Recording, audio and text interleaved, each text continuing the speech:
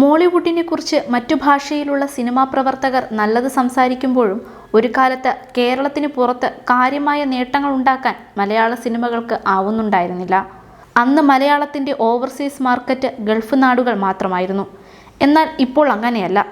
UK, Europe, Australia, Canada, US എന്നീ വിദേശ മാർക്കറ്റുകളിലും മലയാള സിനിമയ്ക്ക് ആവശ്യക്കാർ ഏറെയായി. ഇന്ത്യയിലെ മറ്റു സംസ്ഥാനങ്ങളിലും മലയാള സിനിമ കാണാൻ തിയേറ്ററുകളിൽ ആളുകളെത്താൻ തുടങ്ങിയിരിക്കുന്നു. ഇതോടെ ഇവിടങ്ങളിലെ സ്ക്രീൻ കൗണ്ടും കൂടി. ഫെബ്രുവരിയിൽ വൻ വിജയമായി മാറിയ പ്രേമലു ഇപ്പോഴിതാ ഒരു വിദേശ മാർക്കറ്റിൽ ഇടം സ്വന്തമാക്കിയിരിക്കുകയാണ്. പ്രേമലുവിൻ്റെ UK ബോക്സ് ഓഫീസ് കളക്ഷനാണ് പ്രേക്ഷക ശ്രദ്ധ നേടുന്നത്. ഫെബ്രുവരി 9 പ്രദർശനത്തിനെത്തിയ ചിത്രം കേരളത്തിന് പുറത്തും ഇതേ ദിവസം റിലീസായി.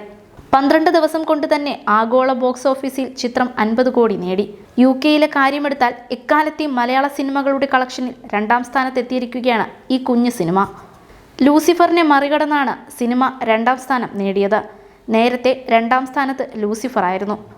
ലിസ്റ്റിൽ 1ാം സ്ഥാനത്ത് 2018 പ്രേമലു UK നിന്ന് ഇതുവരെ 2.87 കോടി നേടി. 2018 ലൈഫ് ടൈം UK കളക്ഷൻ 7.0 കോടിയായിരുന്നു. പ്രമുഖ ബോളിവുഡ് സ്റ്റുഡിയോ ആയ യാഷ് രാജ് ഫിലിംസിനാണ് പ്രേമലുവിൻ്റെ നിലവിലെ UK, യൂറോപ്പ് വിതരണാവകാശം. കൂടുതൽ എൻ്റർടൈൻമെൻറ്റ് വാർത്തകളും സ്പോർട്സ് വാർത്തകളും അതിവേഗം അറിയാൻ ഗാലറി മീഡിയ സബ്സ്ക്രൈബ് ചെയ്യുക. നിങ്ങളുടെ അഭിപ്രായങ്ങൾ കമൻറ്റ് ബോക്സിൽ രേഖപ്പെടുത്തുക. സുഹൃത്തുക്കൾക്ക് ഷെയർ ചെയ്യുക.